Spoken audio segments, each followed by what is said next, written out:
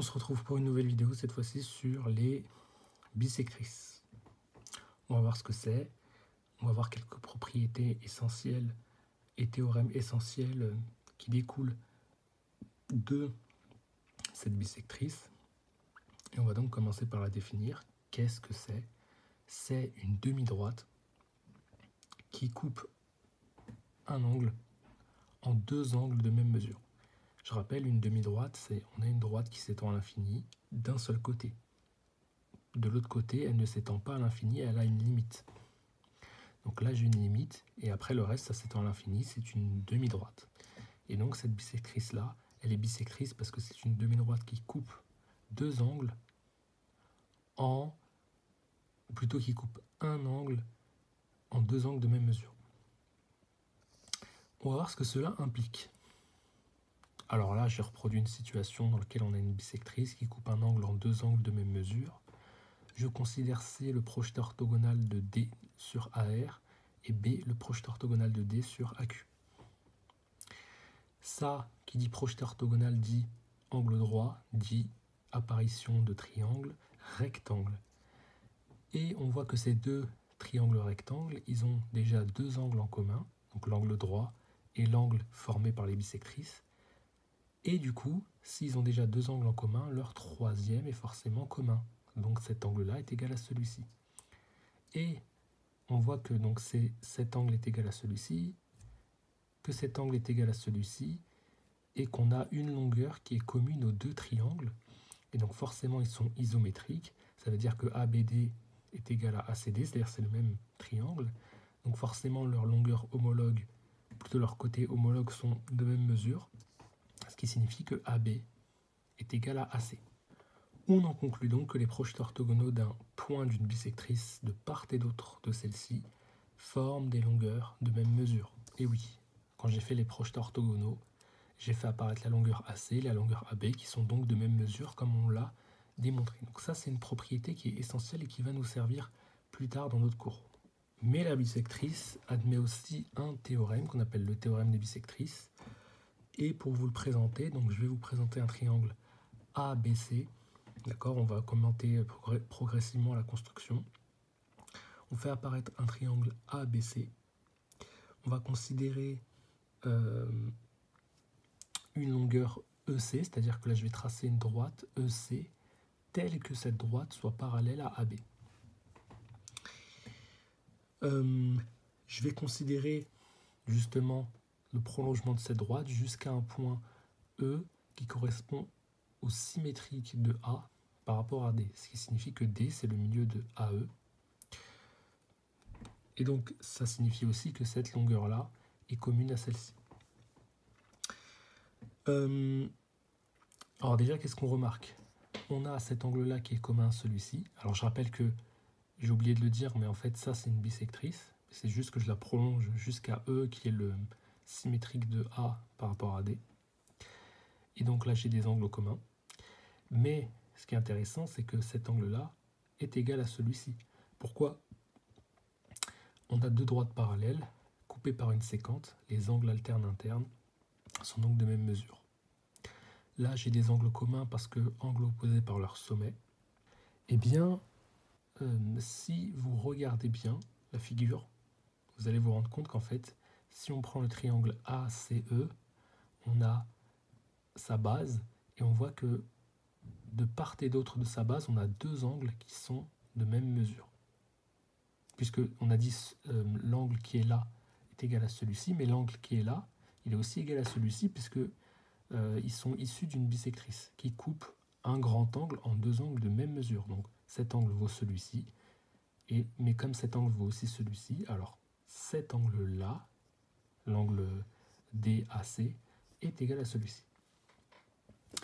Donc j'ai un triangle avec aux abords de sa base deux angles de même mesure, et donc on est face à un triangle isocèle.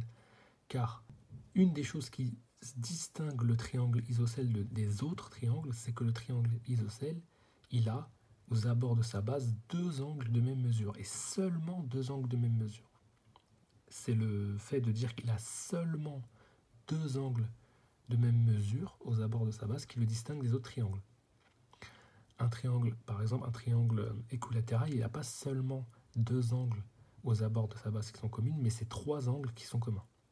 Par exemple, ça c'est ce qui distingue le triangle équilatéral des autres triangles. Mais là, en l'occurrence, c'est un triangle isocèle, on en est sûr. Mais si c'est un triangle isocèle, ça veut dire que ces deux longueurs opposées sont de même mesure. C'est ce qui définit un triangle isocèle. On peut rapidement le démontrer. Par exemple, je prends un triangle isocèle. On en parlera plus tard du triangle isocèle, mais c'est juste pour vous donner une idée. Je prends un triangle isocèle, donc deux angles de même mesure. Je coupe en deux triangles rectangles. J'ai donc l'angle droit du triangle ABD et l'angle droit du triangle ADC qui sont communs, mais j'ai aussi leurs deux angles ici qui sont communs, puisqu'on est avec un triangle isocèle, donc cet angle est égal à celui-ci. Mais si je fais apparaître deux triangles rectangles à l'intérieur, on aura donc cet angle qui sera égal à celui-ci, en plus des angles droits, mais on a aussi la longueur BD qui est égale à la longueur DC, puisqu'on a dit qu'on a coupé le triangle en deux, et on a coupé en l'occurrence la longueur BC en deux, avec le point D qui est au milieu.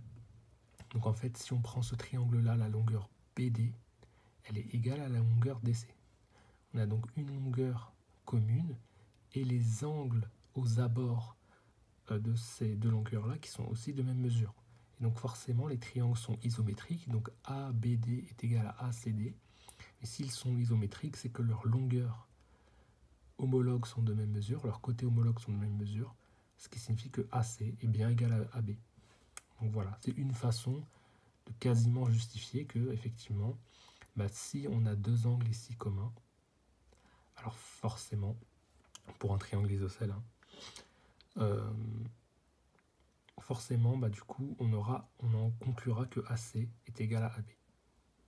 Mais après, bon, on le verra, il faudra aussi justifier notamment que, par exemple, si je fais le projeté orthogonal, ça tombe pile poil au milieu. Ça, on pourra le justifier quand on étudiera plus spécifiquement le triangle isocèle, mais c'est pour vous donner un peu une idée. Très bien. Donc on est sûr que du coup, dans ce triangle-là, les côtés opposés sont de même mesure. Donc, AC est égal à EC. AC est égal à EC. Mais ce n'est pas fini. Si je prends le triangle BDA et le triangle EDC, qu'est-ce qu'on remarque? Ils ont déjà une longueur commune, qui est AD et DE.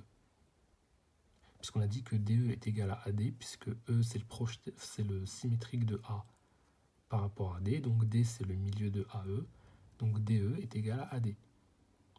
Mais en plus de cette longueur commune, ils ont les angles aux abords de ces longueurs-là communes qui sont de même mesure. Et oui, effectivement, regardez, j'ai cette longueur-là qui est égale à celle-ci. J'ai des angles aux extrémités qui sont les mêmes que ces angles-là. Et donc forcément, le triangle EDC et le triangle BDA sont isométriques, ce qui signifie que leurs côtés homologues sont de même mesure. Donc ça va nous amener notamment à nous dire que ce sont des triangles isométriques, donc en fait ils sont aussi semblables, car je rappelle qu'en fait des triangles isométriques, en vérité, ce sont des formes particulières de triangles semblables qui, en plus d'avoir tous leurs angles homologues de même mesure, ont en plus de ça toutes leurs longueurs homologues de même mesure. Mais si ce sont des triangles semblables, comme on en avait parlé déjà dans la vidéo sur la trigonométrie, théorème de Thalès, etc., des triangles semblables ont forcément leur rapport de longueur homologue qui sont de même mesure. En l'occurrence, si je fais la longueur de la base de BAD divisé par le côté droit de BAD, donc le côté droit CBD, eh bien ce sera égal au rapport entre la base de CED, donc cette base, divisé par le côté droit de CED, à savoir le côté CD. Donc on a ce rapport de longueur en commun. Attention, c'est pas exactement comme le théorème de Thalès ici, mais c'est plutôt c'est plus général sur les triangles semblables. Les triangles semblables ont tous leurs rapports de longueur homologues qui sont de même mesure. Là, je vous renvoie plutôt à ma vidéo sur la trigonométrie pour comprendre cette idée-là, si vous ne l'avez pas très bien saisie. Mais donc on a cette égalité-là, sauf qu'on a dit que CE et EC c'est pareil, hein, c'est la même longueur. CE, EC c'est pareil. On avait dit que EC était égal à AC. Donc CE, en fait, je peux le remplacer par AC. Et j'ai donc que BA sur BD est égal à AC sur CD. AC sur CD. Donc là, si on prend le triangle ABC, eh bien je peux dire que si je fais ça divisé par ça, ce sera égal à ça divisé par ça, lorsqu'on a une bisectrice. Et donc ça, c'est ce qu'on appelle le théorème des bisectrices. Donc voilà un petit peu quelques idées essentielles sur la bisectrice.